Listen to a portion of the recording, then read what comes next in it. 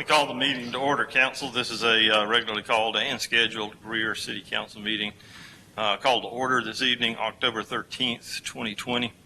Having called the meeting to order, I'd like to ask Council Member Jay Arrowood, if you would please, to lead us in the Pledge of Allegiance, followed by an invocation for Council. You can stand and join us if you'd like.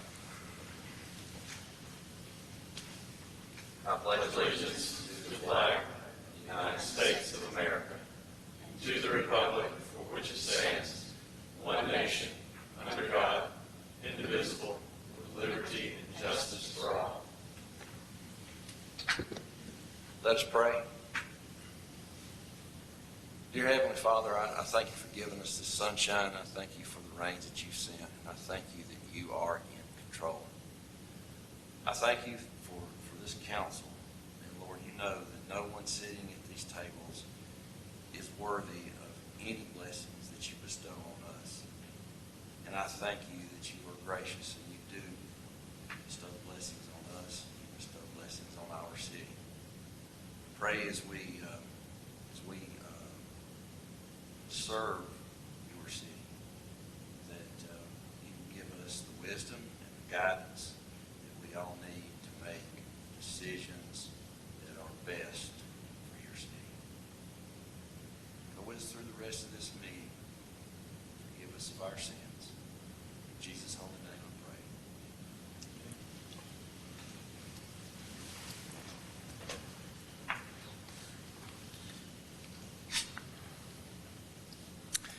Council, we set aside time at the first of each meeting for public forum. This is a time for the public to address council on items of note on a given evening that we may be discussing information regards to an upcoming part of our meeting.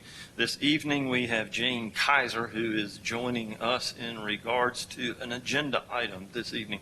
Ms. Kaiser, we invite you to come to the podium this evening, and as a matter of record, if you will state your name and your address, the floor is yours. Thank you so much. My name is Jane Kaiser, K-I-Z-E-R.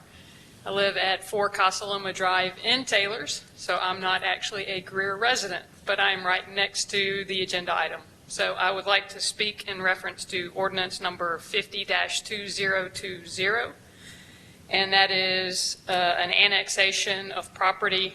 I think perhaps in the past the property is, I'm not sure how it works. I'm told it's already been annexed. It's already showing up as Greer. And so I'm a little confused on that part, but I will keep going. My concern is, as a neighboring citizen, again, I don't have representation on this council, but as a government body that is established by the people, you are also working for the people, and that includes people that might be impacted by decisions that are made here, as well as citizens of the city of Greer. So my concern is that there's mainly two concerns. I'm not opposing annexation because obviously the landowner is the one requesting that, so I'm not opposing that. I would like to bring to your attention future development plans and possible concerns that citizens have in relation to that. So the main two concerns that we have, well, I have four. Two of them happen to be addressed in your zoning ordinance. So I would like to mention the positives. A lot of time you hear all the negatives from citizens, and so I want to bring the positives to you as well. In section 5.9.4-3, you have a rear setback. That means no building shall be located closer than 20 feet to a property line. So that encourages the people on our street that are backing up to this property, that they have woods right now and they kind of like that, but at least there will be some type of a barrier between their houses and their property lines and the new potential construction that could bump up against that. The second item, 5.9.5 of screening. My property actually looks right at flat property. There's no trees, there's no barriers, there's no nothing there. So my concern is, what am I going to have to look at once whatever they do in their development plan is done? And will that detract from the property value of my house if I choose to sell that in the future? So it is nice to note that you are requiring at least a 6-foot wall, compact evergreen hedge, or other type of foliage. So there should be some type of a barrier there, so that's a plus for us as well. The things I do not see, and perhaps they're in an ordinance somewhere else, is a noise ordinance. For example, we don't know what type of business will be there. That's not been determined yet. And I can tell you I've been woken up many times at 6 a.m. from the trash bins banging against the pickup unit in other nearby businesses. And this will be much closer and much louder. So 10:30 at night, I'm hearing it, 6 o'clock in the morning. So I don't know if y'all have any type of a noise ordinance that would benefit us as homeowners that live nearby. That would be great. If not, I'm sure we can work toward that. The other issue is traffic. We live on Casa Loma, which people use as a cutover a lot. Like 50% of the traffic that comes down Fairview Road cuts in front on our street. So I would like to know with development what type of traffic pattern changes would be in process. I know Fairview Road in Wade Hampton is always backed up. In fact, sometimes I can't even get off my street to turn into that red light, so there would need to be some type of a traffic study at the state level, because they own that red light and those roads, to determine whether there's room for more traffic from a business on that corner. So those are some concerns that I have. I will be following the development plan that's submitted and following that, as well as engaging our fellow neighbors in the process of knowing what's about to go down that could potentially impact us with future traffic, as well as noises that could inhibit us as citizens from enjoying our daily activities. So I thank you for your time and appreciate your consideration to those concerns. Well said and so noted. Thank you for coming this evening. Council, contained in your packet are the minutes of the council meeting from September the 22nd, 2020. I'll entertain a motion that they be received. So moved. Second. Have a motion and a second. Any items of note for the clerk? Hearing none, Ms. Duncan. Mr. Arrowood, Yes. Mr. Hopper, Yes. Mr. Dumas, Yes. Mr. Bettis, Yes. Miss Albert, Yes. Mayor Danner. Yes. Council, we have a special recognition to make this evening in the form of a proclamation. And I am pleased to make this proclamation, and pleased that I've got some folks that would like to join me this evening for the proclamation. So if y'all would like to meet me here in the front, we will read this proclamation.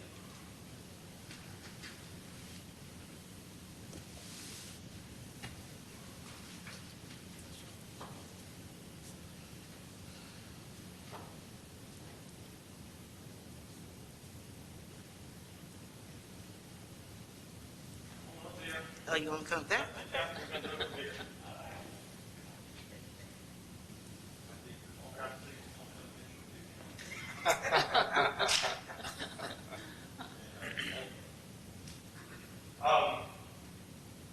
This proclamation is in regards to Breast Cancer Awareness Month. I would be willing to bet that there is not a person in this room that has not been affected by cancer in some form or fashion. If there is, you are, number one, quite lucky, and number two, blessed. And all of us have different experiences with cancer, and we need to be aware of those experiences and to make others aware that this is Breast Cancer Awareness Month. This one strikes close to home for me.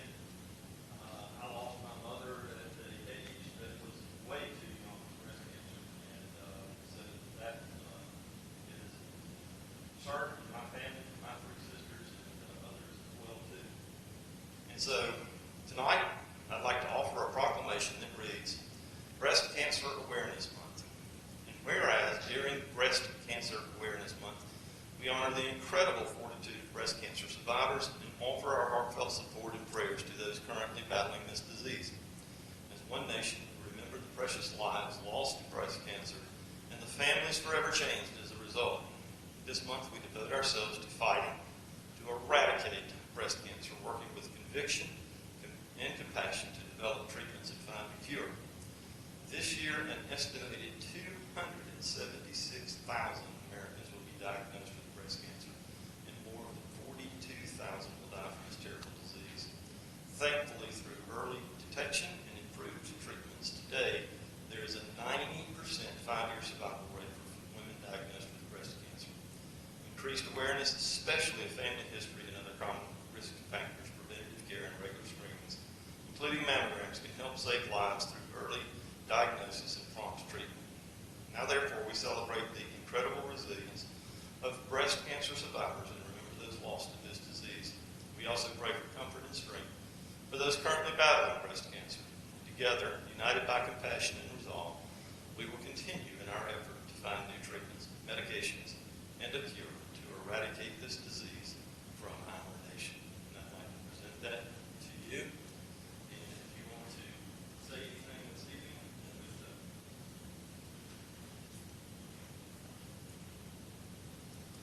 First, I would like to say that I am deeply honored to receive this proclamation. I take it to heart to be used as a vessel to bring awareness to our community concerning this issue. I recognize that there are many who have been affected by this disease, which includes my sister.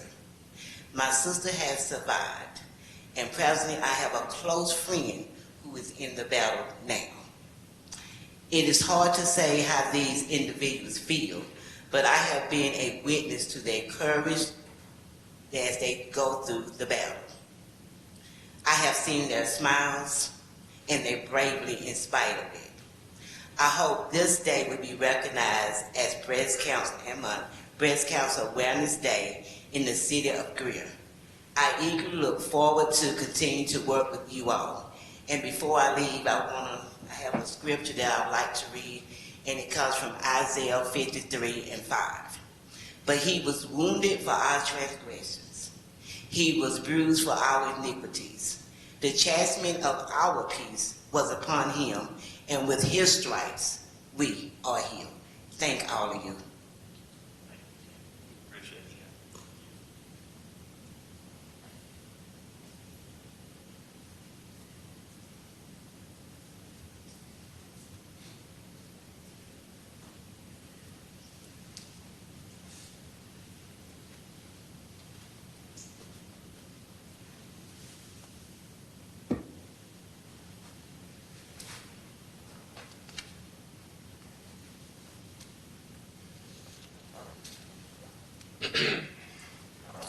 I want to thank Ms. Irby for bringing that to my attention last month and getting a head start on that, and for being here tonight, and others that hopefully have been able to join her as they come to offer their support of Breast Cancer Awareness Month. We had a petitioner. That issue has been resolved, Council, so we will move to the Administrator's report. Mr. Merriman, the floor is yours, sir. Thank you, Mr. Mayor. We'll run through these fairly quickly. Just an update, we've had 2 weeks of Dine On Trade. I think they've both those weeks so far have been tremendously successful. I think we're seeing some positive momentum on that effort, and we'll continue that for the rest of the month. Obviously, there's, like anything else, there's some things we can get better and tweak, but I think we've got a good team pulling together in the same direction to make that happen. And certainly I want to thank the downtown merchants for their willingness and excitement in participating in this activity.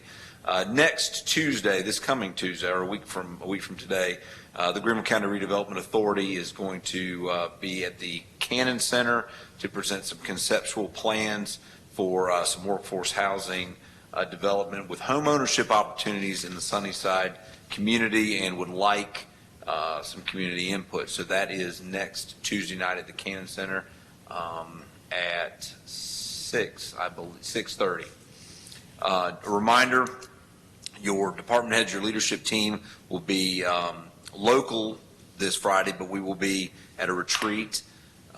So I think that's all on your calendars. Just want to remind you that. Also want to remind you that on the 6th of November, we have a council retreat. So I'm looking forward to that. I think I've got a list of things I want to go over with y'all in some detail. Just kind of by way of traffic control and a heads up, there's paving underway right now on Fuller Street. Actually, it was completed today. Gallivan Street, Gary Armstrong Road, and West Church will be, or either have started or will start in the next 24 to 48 hours. So for y'all and anybody else that may be listening that may be impacted by those paving projects, be aware of heavy equipment and dusty roads. Also, Cannon Street, just so you're aware, they are doing some stormwater work if you didn't know now. But Synergy Communication team has been working with our contractors and working with the residents out there to keep them apprised of everything that's going on with that project and trying to minimize the impact as much as possible. But more to the point is keeping everybody apprised of how that's moving. And finally, what I really want to do is on behalf of all the employees of the City of Greer, thank you for your support and partnership for the safety breakfast that we had last week. It was tremendously successful. It was our first virtual format. It was my first safety breakfast. And, you know, in my 2 months here so far, I'm constantly amazed at the family atmosphere that exists with the employees here in Greer. And I think that is reflective not only of their work and time here with the city, but your leadership and you setting that standard. So on behalf of the employees, on behalf of myself, thank you very much for that. It was successful, and we look forward to another successful and accident-free year. And with that, Mr. Mayor, that is the end of my report. Thank you, sir. Mr. Merriman's available for questions, and you can reach him. I got one. Andy, I know there was some interest in using concrete at Cannon Street. Have we run any numbers on that? We have been running numbers on that. I think some of the debate may have been on what was there in the past. Was it previously a concrete street or not? My recollection of the last conversation I had with Mr. Grant was that we did not find concrete on Cannon Street. Mike, is that an accurate assessment? And with that, we have typically replaced like for like. And with that, so we've not budgeted for concrete on Cannon. So right now, what will go back is what is there. So that's going to be going forward. That's going to dictate what we use. Typically, that's what's been done in the past in renovation projects. Now, we're completely available to discussing policy changes. I know Mr. Harewood is of this is of particular interest to him. And I know that we have looked at we've had some studies done, we've looked at some analysis done, cost benefit type things. There's certainly applications for concrete in certain areas versus regular asphalt paving, but in the Cannon Street instance, we will be replacing what was there. What we were replacing what was there with asphalt. I think that it would be, and I know we don't have a lot of time for exercises, but I do think it would be wise if we're going to at least explore the opportunity to incorporate concrete with our paving, that we should reach out to a concrete paving contractor and just give him, her, whoever, the, what we would ask for on Cannon, see what kind of price comes up. That way we just have some information. We can provide that. I'd like to second that. I think to give us some reference, a real life example would be a good way of having a feel for that. We know what the asphalt's going to cost us. I don't think we need necessarily bids or a bid, but I think if we had a qualified contractor that could give us a square yard price or something that we could figure out what the difference would be between doing that road in asphalt or in concrete would entail. And that way, visually, I think we'd have a better idea going forward as to, where we might want to use it or not. I think it's important too that a concrete paving contractor is the one that provides answers like that. All right, others? Thank you, sir. Thank you. Council, with that, we will move to items of old business. The first item of business under old business is the second and final reading of Ordinance 50-2020. This is an ordinance to provide for the annexation of properties owned by 4-8 Corporation located at 5251 Wade Hampton Boulevard, 5 Fairview Road, 9 Fairview Road, and Skyline Way by 100% petition, and to establish a zoning classification for C3 highway commercial. New or additional information, Mr. McMahon, in that regard? Yes, sir. This had a public hearing on September 21st. Planning Commission did make a recommendation for approval of the C3 zoning. Once we actually get the plans in for the project, this will go to our Planning Advisory Committee, which SCDOT will be involved in that meeting. So input on traffic impacts and all of that will take place at that time. There is also a conservation easement that's going to be on the back of the property that will go against the properties that are on, I believe, Casa Loma. So there will be a 20-foot conservation easement there, and then whatever road they put in, so it should be probably a 40 to 50-foot buffer. Okay. Entertain a motion to receive. Second. Floor is open for discussion. Have you heard what type of businesses will be going in there this time? Say something about grocery store or something. I think they're still open. They're still trying to shop and see who they can get to kind of buy into that project. They don't have businesses lined up at this time. With that, the zoning, I don't guess a nightclub would be a big place like that. With C3, they could do restaurant, bar, nightclub type things. C3 allows for those uses. Yes, ma'am. Is there a noise piece involved, or what is, there's not like a, there's not any kind of limitations on that? I think there is a city ordinance against, there is a noise ordinance that the PD would have to enforce, and I believe there's a decibel they have to meet for a sustained period of time.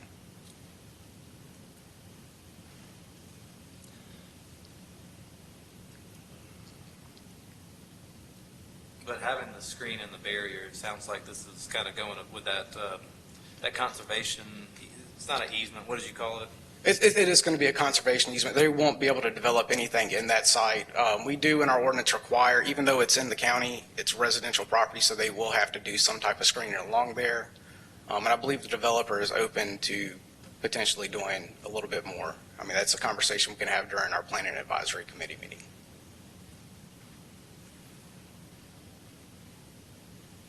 Comments?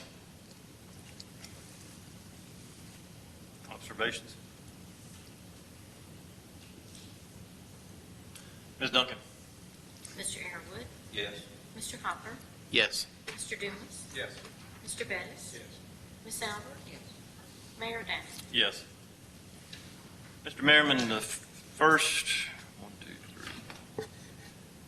4 items of new business have some relation to our executive session.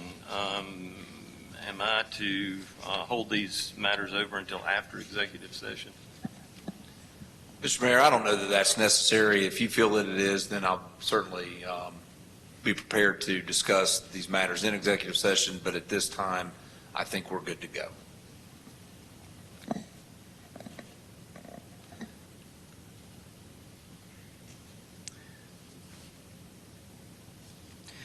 Council, since it involves information that will be discussed in executive session, I'm going to hold items 1 through 4 until after executive session. Council, we will take up at item 5. Item 5 is the first reading of ordinance number 56-2020. This is an ordinance to provide for the annexation of property owned by Just Call Larry LLC located at 3385 Brushy Creek Road by 100% petition, and to establish the zoning classification of S1 for said property. Mr. McMahon, information in that regard, please, sir.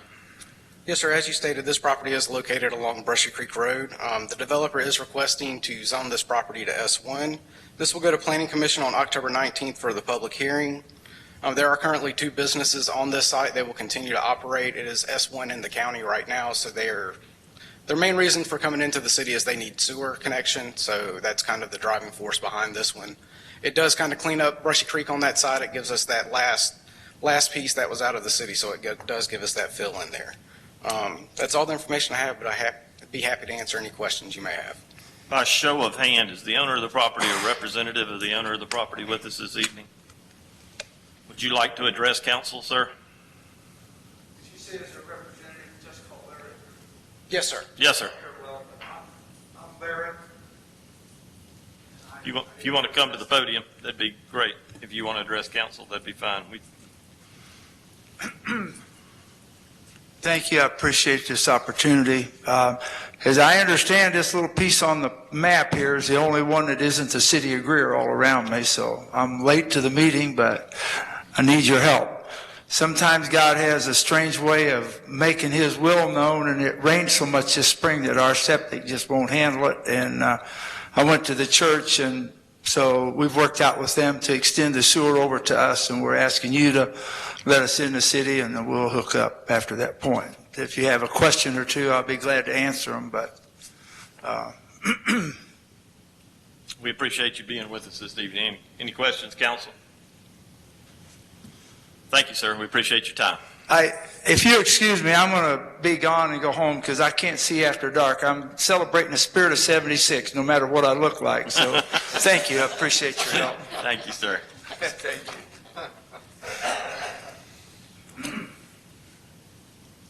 I entertain a motion to receive ordinance number 56, 2020. So motion. And I'll need a second. Second. Floor is open for discussion. What is the surrounding zoning? I'm looking at the map, so I don't have the zoning pulled up. So if you're facing this property, you're at Praise Cathedral facing. To the left of the property, that's the admin center and life center. They're building, all of that property is zoned S1. Next to that is DRD.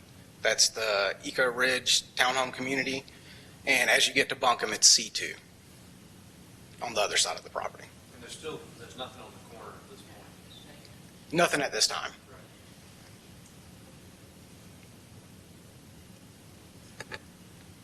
Discussion? Comments? Hearing none. Ms. Duncan? Mr. Arrowood, Yes. Mr. Hopper, Yes. Mr. Dumas, Yes. Mr. Bettis, Yes. Ms. Albert. Yes. Mayor Danner. Yes. Council, the next item before us is the first reading of ordinance number 57-2020. This is an ordinance to change the zoning classification of property owned by Ray and Sons Investment located on Forest Street from R12 to DRD. Mr. McMahon, information? Yes, sir. As you stated, this property is currently zoned R12. The applicant is requesting to rezone to DRD. The request is to subdivide the lot into 2 lots for single-family use. The property is within residential land use 3 community. That's kind of our highest density use. This is the current street view of the property. It is at the corner of Mountain View and Forest. This is the way he is proposing to have the property laid out. It will access Mountain View, so it will have 2 single-family lots on it, minimum of a 1,200 square foot house, a combination of 2 materials such as vinyl or stone. Planning Commission did hold a public hearing on this on September 21st and did make a recommendation of approval of the DRD zoning request. That's all the information I have, but I'll be happy to answer any questions you may have. By show of hand, is the owner of the property or representative of the owner of the property with us this evening? Record will indicate no. I'll entertain a motion to receive for the purpose of discussion. So moved. Second. And a second. Floor is open for discussion. Questions? Comments? Hearing none. Ms. Duncan? Mr. Arrowood, Yes. Mr. Hopper, Yes. Mr. Dumas, Yes. Mr. Bettis, Yes. Ms. Albert. Yes. Mayor Danner. Yes. Council, the first reading of ordinance number 58, 2020 comes to us this evening. This is an ordinance to amend the City of Greer zoning ordinance by amending Article 5, Zoning District Regulations, Section 8.2, C2, Highway Commercial District Commercial Uses Permitted by Special Exception, to allow air conditioning equipment sales and service to be included. Entertain a motion to receive for the purpose of discussion. Motion. And I'll need a second. Second. Mr. McMahon, information in regards to ordinance number 58, 2020, please, sir. Yes, sir. At your July 28th council meeting, you asked staff to bring you back an ordinance that had a text change to allow for air conditioned equipment sales and service by special exception. With that, we took it to Planning Commission on the 21st. They made a recommendation to approve the special exception addition with the following condition: minimum lot size must be half an acre. Where the site abuts to residentially zoned property, outdoor storage area cannot be placed within 15 feet of the residential property. And for lots which abut to residentially zoned properties, an electronic message sign would not be allowed. Planning Commission kind of went back and forth on this. They discussed the options of allowing it by right, not making a recommendation, or special exception. They felt the special exception request was the best option. I'll be happy to answer any questions you may have. Council, floor is open for discussion. I really think this is really hard. We had a lot of discussion about it this back in July, but I still don't understand why it's only by special exception, which then requires the petitioner to go pay more money, right? To go before. It would go before BZA, yes, sir. Would have to pay a fee to do that. Yes, sir. And then there is no guarantee it's going to be approved. That's correct, yes, sir. Okay, so I go back to, again, why are we singling out HVAC contractors? And I think this just muddles the water. It just muddies it even more. This is for an ordinance, let's see, to allow air conditioning equipment sales and service. Well, the only difference between Home Depot and Lowe's and an HVAC contractor, according to this, is they don't do service on site, but they do, sales, and they keep them, and they'll store them out back when they're bad. And we have areas that abut residential areas. I don't know that they've got that kind of screening. So why are we making an HVAC contractor jump through these hoops when we even talk about it? It's my opinion that when this ordinance was written, it was about repair shops, not a HVAC contractor. And we have relegated them to C2, which puts them in some of the most high value property there is that they don't need to be. They don't need to be on highway commercial. So I don't know. I was kind of hoping it would come back and be much simpler than this. But I'm not about. I don't think it's proper that we single out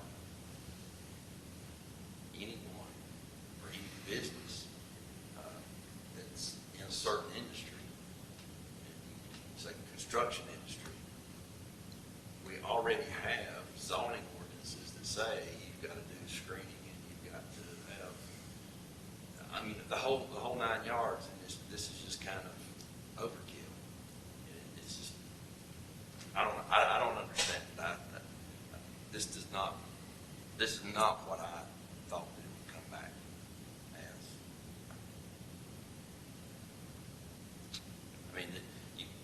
One example is you've got where it abuts residentially zoned properties, an electronic message board sign is not allowed. Well, why do we even have that in there? Because I believe within our sign ordinance, you have to go and get special permission for an electronic message board, correct? Technically, through our ordinance, they're not allowed at all.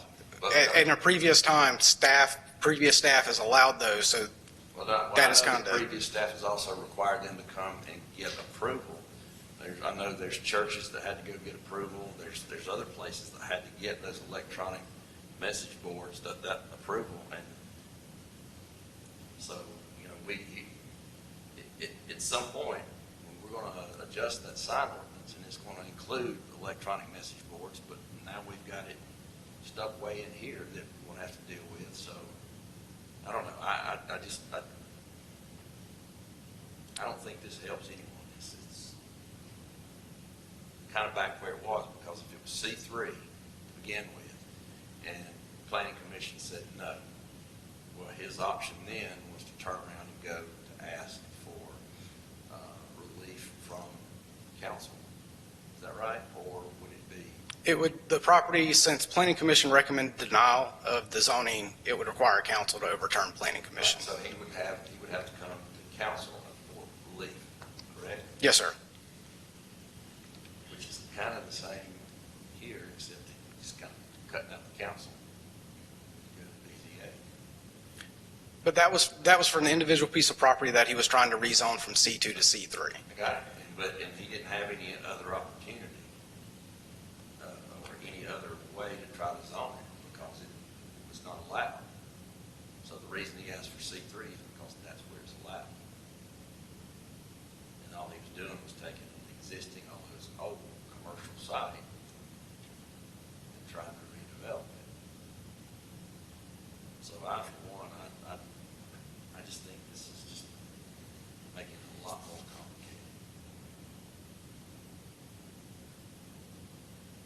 Mr. McNamara, has this come as a recommendation from staff or from planning and from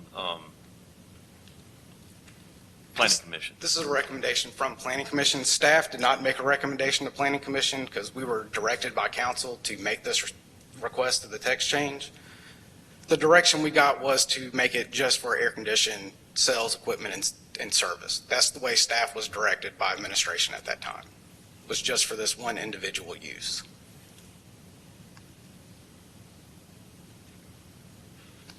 We are in the process of bidding out the UDO, so these are things that we will have cleaned up over the next 12 to 18 months. That is a long process, we understand that. But as things come to us, if there's another one that we feel that is appropriate, we would make that recommendation with a text change until we're able to get the UDO complete. This was in response to the building that was at Poplar Drive? This was at the Poplar and I believe corner of Snow Street, South Line. And what was the issue again? That property was on C2. Air conditioned sales and service is called out by right. You're allowed to do it by right in C3, and was not listed as a special exception in C2. So it's allowed in C3 and S1 is where it's currently allowed. This would allow it in C2 by special exception. And so this ordinance is just specific to HVAC contractors? Yes, sir. But if you look at it, it's not HVAC contractors. To me, it is the old repair shops. Well, my air conditioner, when the air conditioner not running mine, I'm gonna take it down. Have to fix it at the air conditioner repair store.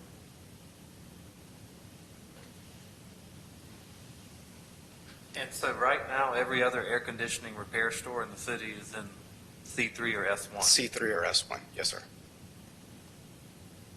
And so that particular property that we're talking about was, what was that again? C2? That property is on C2. The applicant requested to rezone it to C3. Okay, and we said, Planning Commission made a recommendation for denial. I believe council requested to table the rezoning request at that July 28th meeting. And that's when we were directed by council to make the change.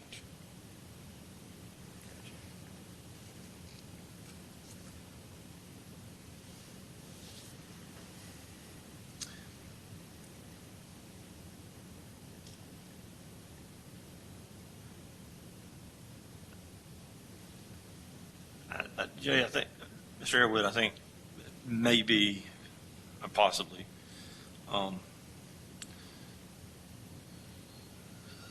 some of the confusion in the conversation that happened from the council level to the staff level to the staff that were working on this, was that in order to keep this moving at some point in time, that the special exception may have been the best way to go, because we're going to be dealing with a rewrite at some point in time, and this is not something that comes before us on a real regular basis. And I think we thought at the time this was the most expedient way to go without having to change the complete ordinance. So that may have been some confusion in terms of the way it was conveyed, and that may partially fall back to just the communication that was relayed from council to staff and then to staff. If we go back to what started all this was the land transaction, so the person relocated business, is that transaction waiting on this to happen? That I do not know if they've bought the property at this time. I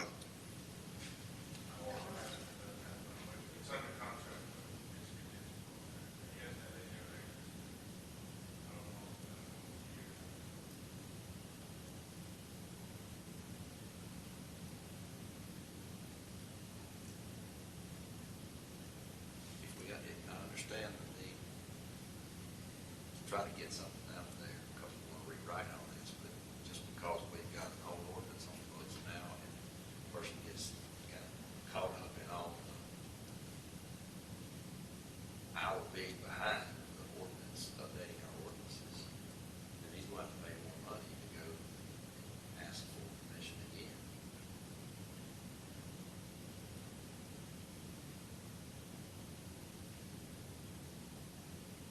What's the application fee?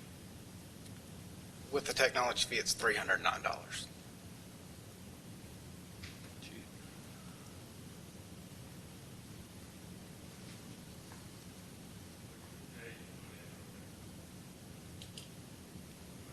I believe they have applied already for the November meeting.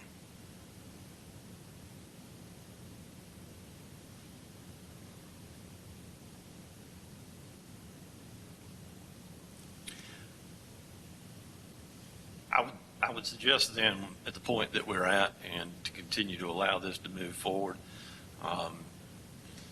that we will take a vote on this. If it passes, it'll allow him to move forward. If not, then we can go back to the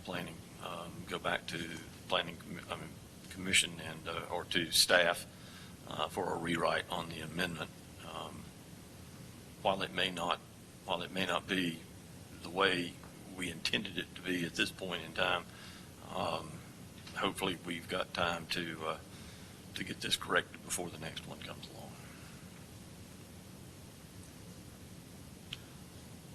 I believe we've got a motion in a second. Other comments, questions, observations? Jay, I just wanted to get some clarity. You have an issue because do you feel like this is just specific to this one issue and is not broad enough, or? Well, I think that the way it's written is it's more, like I said, for a repair shop. Andy Griffith, the image fixing shop. But it's not it is not geared towards a tugging Iowa, a true HVAC contractor. Bentley HVAC out on Super, they're roped back, they're still in C3. That kind of contractor. Because this is, if you are an HVAC contractor, this is the only choice you have if you want to locate your business in the city. That was C3, but now we're amending it if we, the city, allow a special exemption. And that's my whole issue. And now, they've already paid $300-something more. So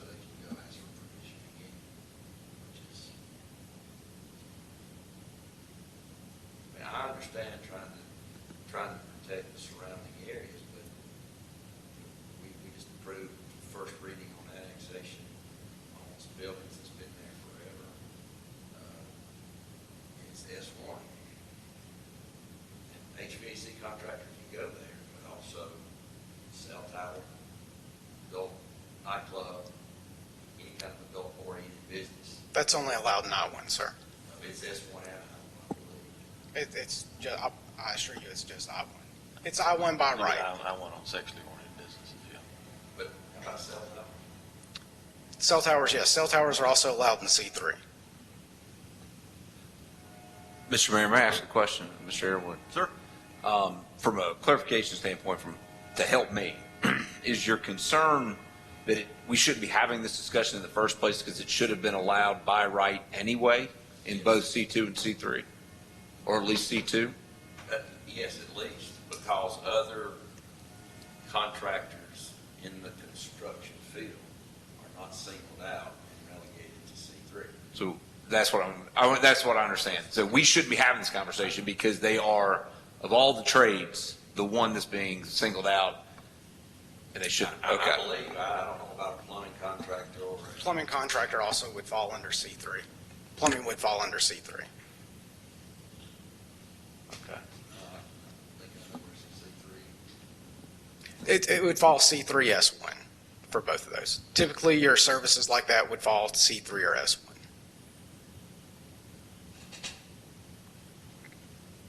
And do you know why not for C2? I think it's, and this is just my interpretation, is that we have C2 throughout the city that is in completely residential areas. We have some C2 that's on Pelham Street, some that's in Sunnyside, some that are just, that were back in 1979 when the city initiated zoning. They were operating as a commercial business back in that time, and the city zoned those properties as C2, which that might have been appropriate at the time, but now as those communities have turned fully residential, that's kind of why we wrote it as a special exception, was to protect the surrounding residential community. As an example from my information, I think Harlan is on Arlington, right there where the intersection is, we have another cleanup shop. That's all that's on. The majority of that is C2. Why would the business license be issued in the city? Unless there's an island of zoning there that's C3, but we're particular to find C3 there. In that area, there is no C3 there. With a relatively new business, as you just said, that is excluded from C2. That was something that was approved by previous staff. And I understand, I believe I know which one you're speaking of. I'll go into that discussion.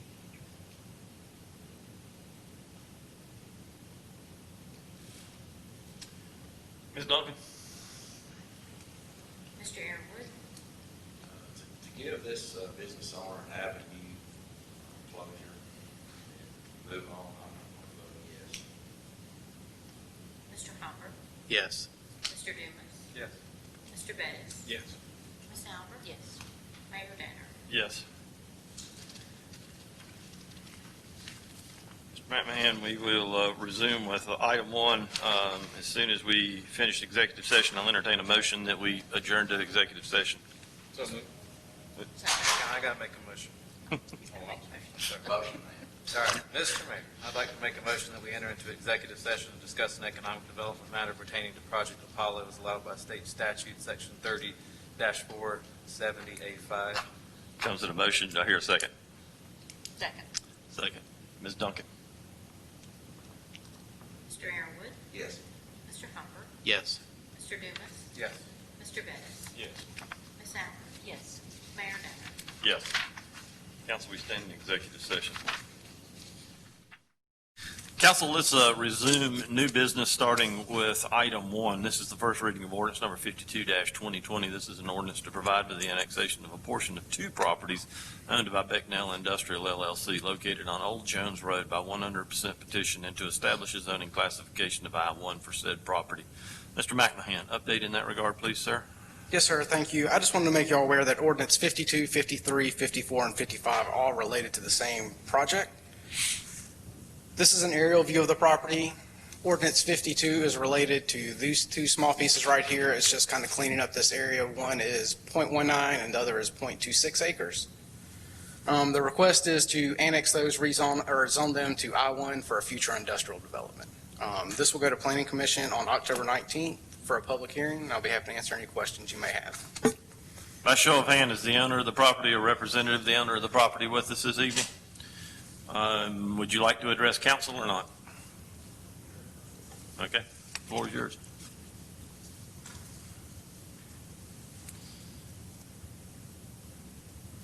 If you'll state your name as a matter of the record, please, sir.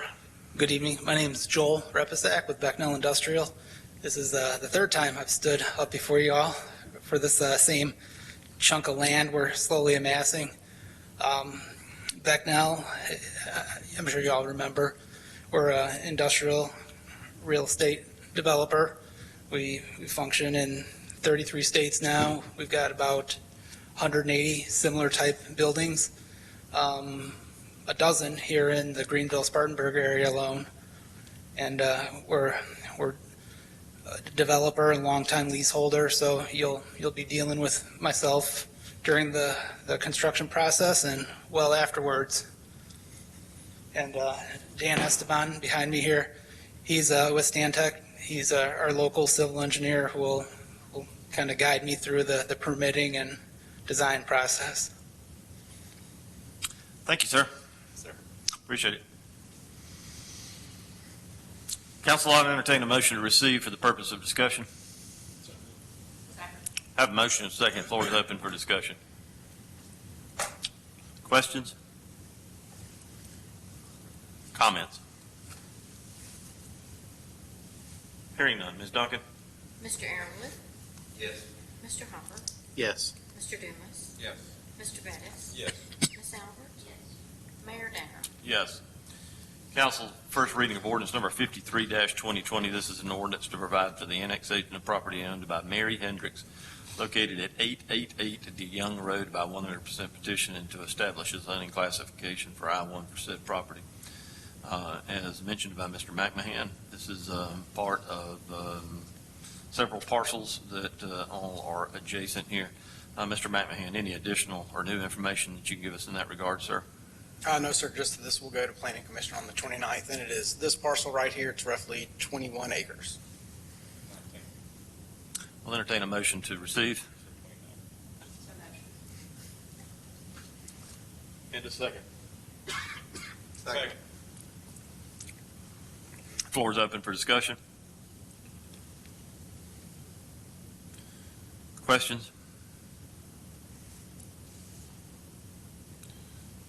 By show of hand, is the owner of the property or representative of the owner of the property with us this evening? Okay. Okay. Thank you. Comments? Hearing none. Ms. Duncan? Mr. Aaronwood, Yes. Mr. Hopper, Yes. Mr. Dumas, Yes. Mr. Bettis, Yes. Ms. Albert, Mayor Danner. Yes. Council, first reading of ordinance number 54-2020. This is an ordinance to provide for the annexation of property owned by Mary Hendricks, Phil Hendricks, and William Hendricks located at Shorty Street by 100% petition and to establish a zoning classification of I-1 for said property. I'll entertain a motion to receive So moved. and a second. Floor is open for discussion. Any new or additional information, Mr. McMahon? No, sir. By show of hand, is the owner of the property or representative of the owner of the property with us this evening? So noted. Any further discussion? Ms. Duncan? Mr. Aaronwood, Yes. Mr. Hopper, Yes. Mr. Dumas, Yes. Mr. Bettis, Yes. Ms. Albert, Mayor Danner. Yes. Council, ordinance number 55-2020 is an ordinance to provide for the annexation of property owned by James and Marcia Bennett and Frida Gray located at 162 Liberty Hill Road by 100% petition and to establish a zoning classification of I-1 for said property. I'll entertain a motion to receive So moved. and a second.